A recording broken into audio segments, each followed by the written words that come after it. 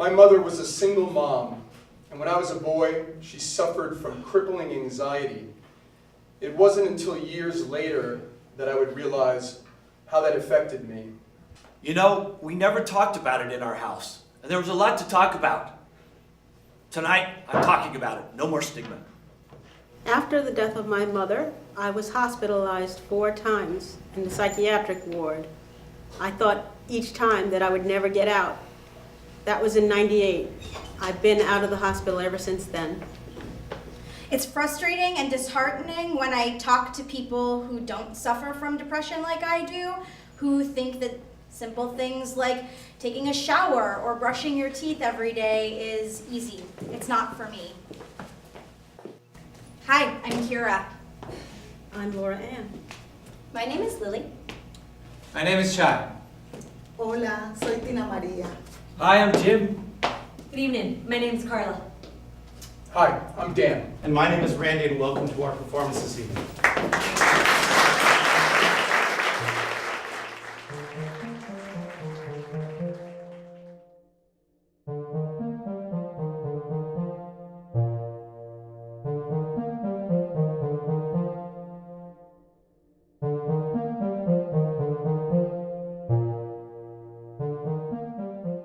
All these little reminders sets the scene. For Lindsay, let's watch. Hey, you're a woman. You don't get to talk. You don't get to solve Anxiety. No, it's okay. Shut up. All of it. Okay. Really clean. We have new members that we're training from scratch, right? New artists. So we need as much rehearsal time as we can get.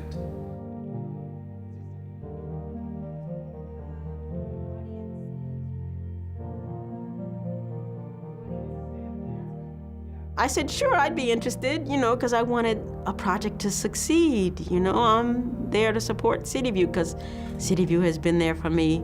And so one day Randy came in. I told my story to Village Playback Theatre that day, and they played it back so well the way I did it, and I started to cry. At the same time I was smiling. They got it so accurately, and I wanted to help somebody else do that one day, to kind of get out those feelings,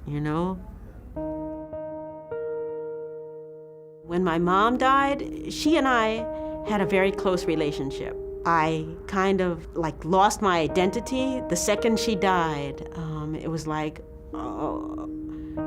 where am I? What am I doing? I don't know my purpose. I thought the TV was talking to me. I thought the radio was telling me I'm winning contests and things. And then I started to curse really bad. Eventually my grandmother would tell me when I was stable and outside of the hospital that she'd never heard such fine cussing in her life. Somebody called an ambulance because they heard all the fine cussing I was doing. And I was taken to the emergency room, the psychiatric emergency room. It took 11 years before they finally found something that kind of just made me feel better. But this has been 23 years now.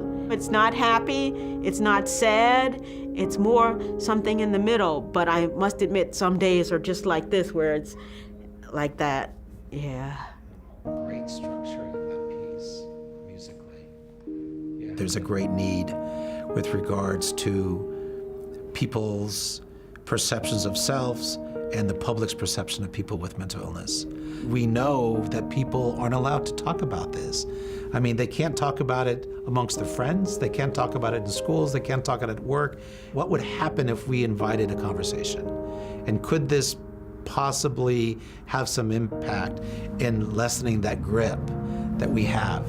We can actually increase the invitation for audiences to trust us, to tell us things that they may not share with other people, and to provide not just an intimate and trusting environment, but also a performative one. And we're gonna breathe in, 2, 3, and out, 2, 3. And back. I think thing that everybody does is you point to all of your partners on stage and simultaneously say, I got your back, I got your back, I got your back. Because everybody is supporting one another. I got you back, I got you back, I got you back, I got you back, I got you back. It's challenging doing improvisation, especially the type that we're doing, because we're talking about ourselves.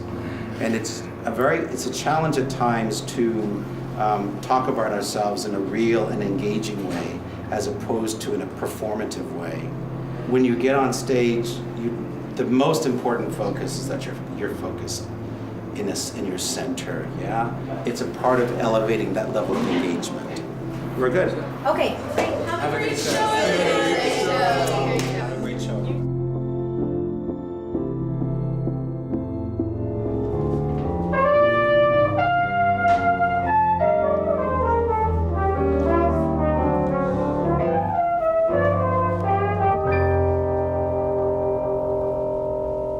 So one of the things we know about stigma is that words matter. The words that we use in our day-to-day matter. So my question to you is, what word do we need to teach our society to stop using? Retarded.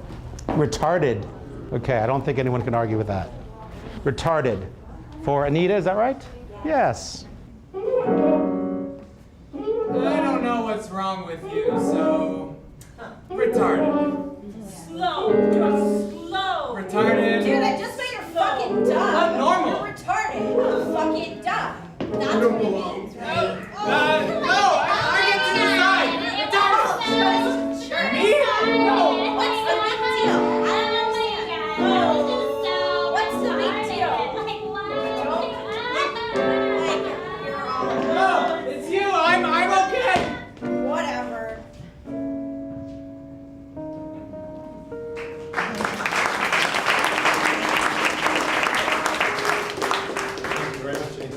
Other words, we're relationship building and building a sense of trust and intimacy so that when we get to that larger point, when we ask somebody who'd like to share a longer story about your relationship with mental illness, we already have their trust, which we work really hard to get. Once you get a mental illness, you don't feel so well. And I didn't feel so well. I felt more otherly. And to hear them say any kind of struggles or that they knew of people with struggles kind of made me feel like, wow, I can melt a little, you know, and not feel so iced out of things.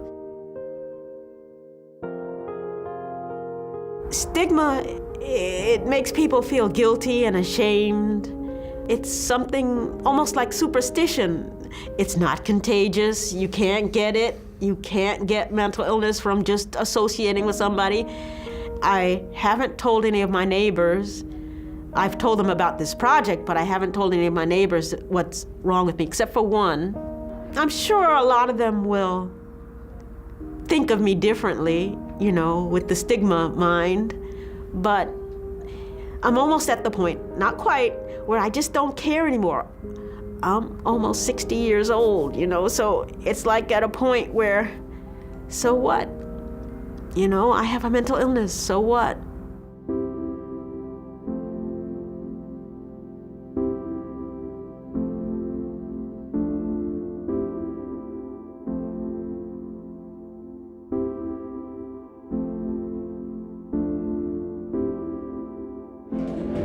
Stopping stigma begins now and begins with us.